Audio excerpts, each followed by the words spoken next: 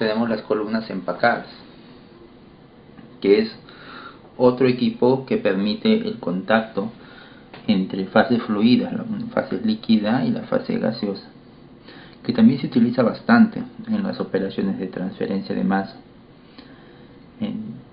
Tiene, por supuesto que tiene muchas ventajas, ¿no? Y también algunas desventajas en comparación a la columna de platos. Hay cierta equivalencia entre ambos. Pero primero revisemos un poquito de cómo son estas columnas empacadas, cuáles son sus componentes de la columna. En principio, tal vez, no sé si ustedes tengan esta idea, pero hay que tratar de quitarse un poquito la idea de que la columna empacada es solamente así, como vemos ahí, ¿no? Una columna que parece desde afuera pues una columna de platos, ¿no? Una columna empacada también es así. Aquí sí es más sencillo darse cuenta que es una columna empacada, porque difícilmente una columna de platos va a ser así, ¿no? Está muy chata, ¿no? Entonces aquí es evidente que hay dentro del equipo una región con empaque. El empaque no es otra cosa más que un ambiente que está formado por algún material a través del cual se puede permitir la transferencia de materia entre las fases. Este ambiente lo constituyen algunos elementos distribuidos de tal manera que forma una especie de lecho. Un fluido pasa a través de un material sólido. A ese material sólido le llaman lecho. ¿Okay? Y ese material sólido puede estar formado por varias pequeñas piezas. Entonces eso vendría a ser un empaque, ¿no? Visto desde adentro es más o menos así. Esto vendría a ser el empaque. Es un material que permite el contacto de las dos fases. No es un material sólido macizo, es un material que tiene espacios vacíos en su interior, y justamente es a través de esos espacios vacíos por donde el líquido desciende y también por donde el gas asciende. Entonces este empaque tiene un alto porcentaje de espacio libre para los dos fluidos. Ahora, no es que el líquido esté descendiendo por el empaque, ¿no? O esté descendiendo por la columna libremente, ¿no? El líquido desciende, pero por encima del empaque, es decir, moja al empaque. ¿Okay? Ahora, tampoco debemos pensar que una columna empacada es aquella que tiene toda la parte central o toda la parte principal del equipo llena de empaque. No, porque pueden haber secciones, una sección empacada y luego puede haber otra sección empacada, o puede haber más secciones empacadas. No tiene por qué toda la columna estar empacada. Es más, no es recomendable que sea así. Una columna puede ser muy alta, usted no va a pensar que el empaque está desde aquí hasta aquí arriba, ¿no? Todo formando un solo bloque. No. Lo que se busca es generalmente que haya secciones, ¿sí? Entonces, a través de este empaque, que puede ser uno, puede ser varias secciones, el gas asciende, porque hay espacios vacíos que permiten que el gas pueda ascender. Y también, por esos mismos espacios, el líquido desciende. Y al descender, el líquido moja el empaque. No se confunda mucho con esa figurita, ¿no? No vaya a pensar que el líquido está goteando como si fuese una lluvia. No. El líquido moja el empaque y desciende por la superficie del empaque. Cuando moja la superficie del empaque, se produce algo importante ahí. Cuando este líquido moja el empaque, se produce un área entre el líquido y el gas, de tal manera que es a través de esa área donde se produce la transferencia de masa, o sea, se produce una interfase. La interfase está dada por la superficie del líquido que moja el empaque, que está en contacto con el gas. Bueno, ahí es donde se produce la transferencia. Ahora, el área de transferencia no es igual al área del empaque. Eso hay que tenerlo muy presente. Pero sí, el área de transferencia se origina como consecuencia del área del empaque. El empaque, vamos a suponer que fuesen esos objetos de color verde, ¿ya? Ese objeto de color verde tiene una superficie, ¿ya? Entonces, esa superficie de ese empaque es lo que genera el área de transferencia entre el líquido y el gas. Mientras mayor sea el área del empaque, mayor va a ser el área que forme el líquido que va a estar en contacto con el gas. Pero no significa que el área de transferencia entre el líquido y el gas es igual al área del empaque. No. Porque el líquido no tendría por qué mojar todo el empaque, ¿no? Y así moje todo el empaque, se formaría una película encima del empaque, y por una cuestión evidente, la superficie de ese líquido, de esa película, debe ser mayor a la superficie del empaque, ¿no? Es como que usted tiene una esfera, ahí tiene una superficie de la esfera, y encima de esa esfera agrega algún material, alguna goma que rodea la esfera. La superficie de esa goma pues va a ser mayor que la superficie de la esfera por el volumen mismo, ¿no?, del material que está envolviendo. Aquí ocurre algo parecido. No estoy diciendo que va a ser mayor, ¿ya? Pero lo que sí es cierto es que el área de transferencia que origina el líquido es una consecuencia del área del empaque.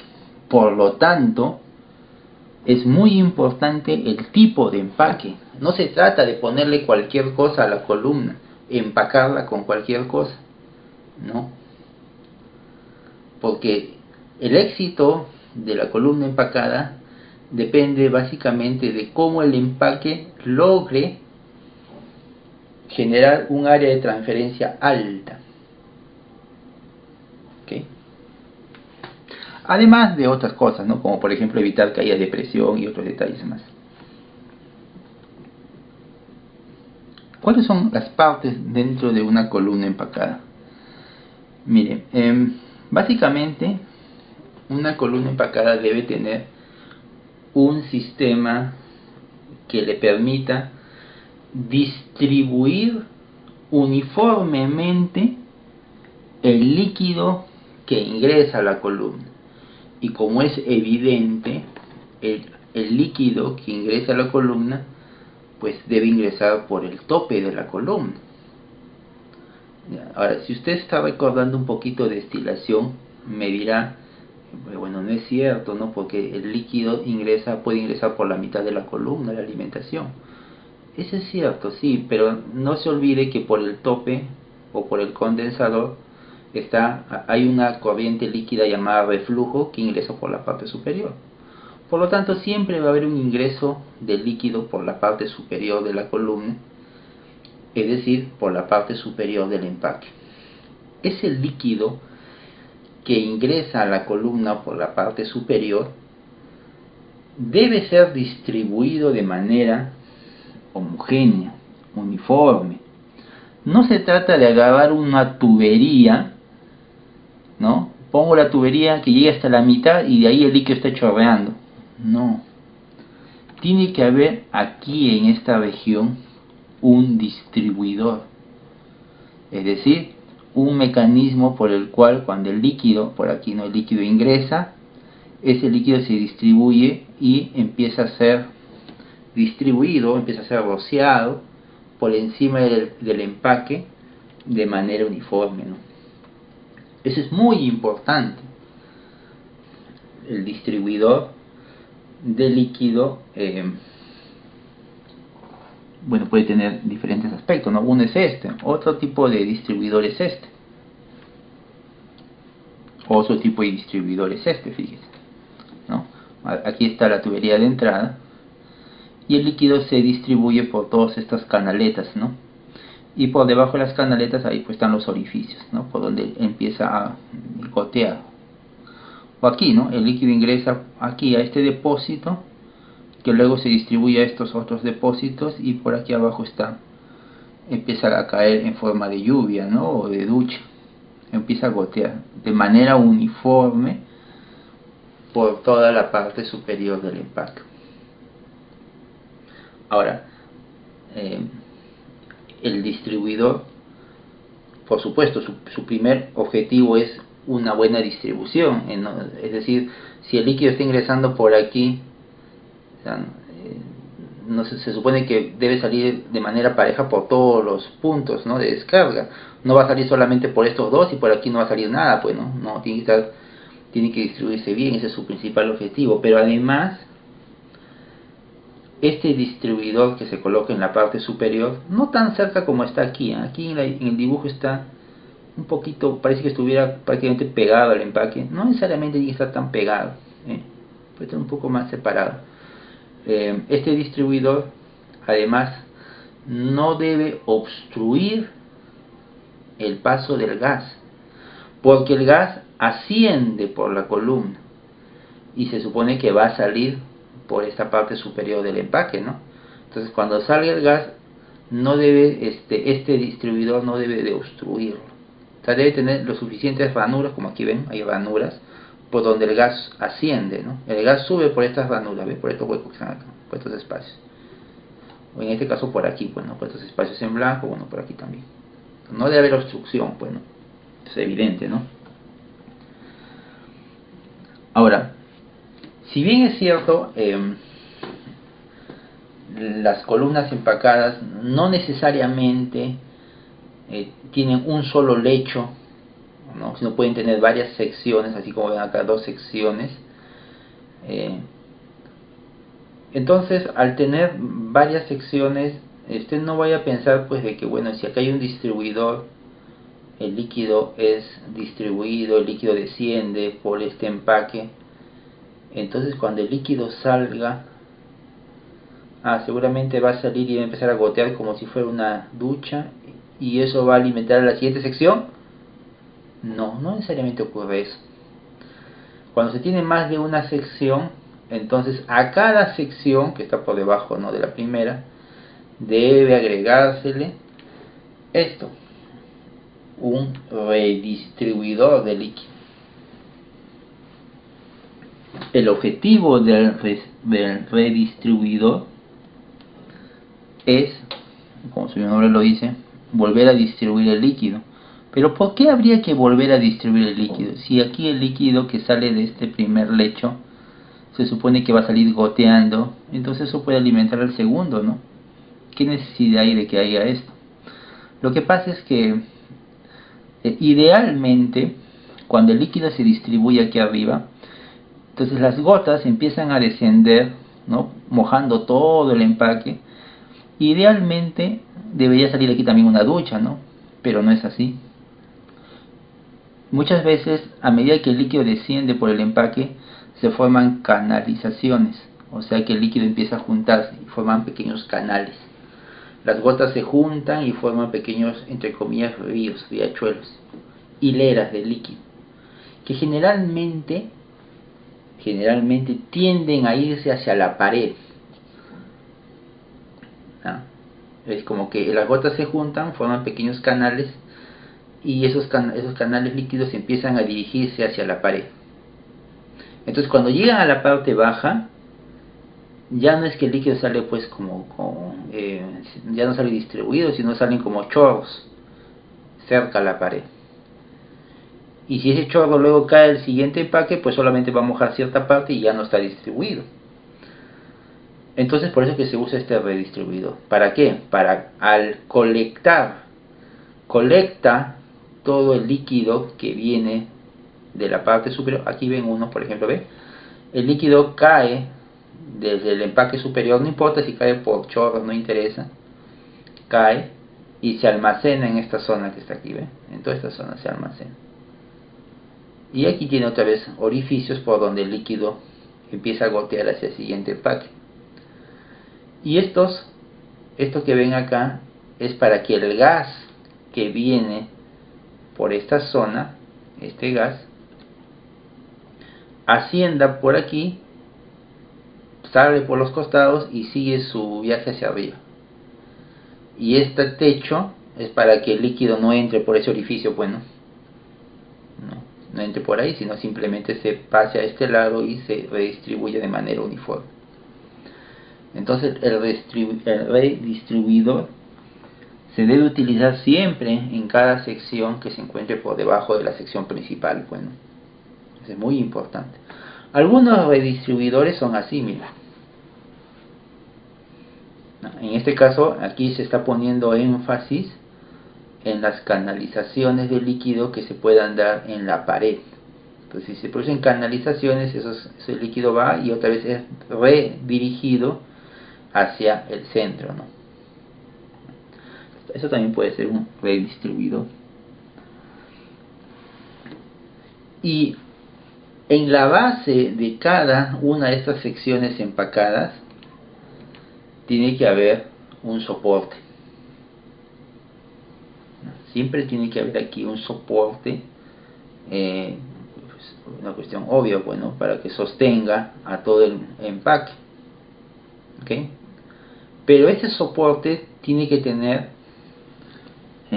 la capacidad de permitir el descenso del líquido y el ascenso del gas, y a la vez debe soportar al empaque, y eso se puede conseguir con una estructura de ese tipo. Mire, esto que tiene forma de malla evita que el empaque pues caiga, ¿no? Sostiene al empaque, correcto. Pero ¿por qué tiene esta forma? Porque el líquido, que se supone que el empaque está aquí arriba, ¿no? El líquido cuando sale del empaque va a tender a ir hacia esta parte baja, hacia eso que está por aquí, a toda esta parte baja. Y por ahí es donde va a empezar, por esos orificios que ven a los costados, empieza el líquido a descender, ¿no? A caer hacia el fondo. Y por esta parte alta es por donde entra el gas. El gas entra por estos orificios, mientras que el líquido baja por estos de aquí. ¿Se da cuenta? Así se evita el burbujeo, pues, ¿no? Porque si fuese plano, se podría formar un colchón de líquido y el gas tendría que burbujear como si fuera un plato perforado, ¿no? Entonces, de esa manera se evita eso, ¿no? Entonces, la parte alta de estos triángulos es para el gas, mientras que la parte baja es para el descenso del líquido. Y de paso soporta todo el empaque, ¿no? Entonces, siempre tiene que haber un soporte, ¿no? Eso es muy importante. Y adicionalmente también se coloca en las columnas, aquí no se nota tal vez muy bien, pero son estas mallas para sujetar al empaque. Es decir, el empaque no es que se llenó de empaque y listo, y encima va el distribuidor o el redistribuidor, no. Se llena de empaque y encima se coloca esta malla. Es como una tapa, digamos. Por supuesto que debe tener pues bastantes orificios para que tanto el gas como el líquido puedan pasar, pues, ¿no? El objetivo de esta malla es simplemente evitar que, como consecuencia del flujo de gas ascendente o también del flujo de líquido descendente, el empaque se mueva. Bueno, eso especialmente cuando son empaques aleatorios. Ahorita vamos a ver eso, ¿ya? Porque hay dos tipos de empaque. Entonces, evitar que la superficie superior de este lecho empacado se empiece a mover producto del ascenso del gas, ¿no? Porque puede empujar a las piezas para irse a un costado u otro. Entonces, para evitar eso se coloca esto, ¿no? Y de esa manera se mantiene fijo, ¿no? La altura del lecho empacado. Es básicamente su principal función. Entonces les decía que eso más se utiliza cuando se tiene empaque aleatorio.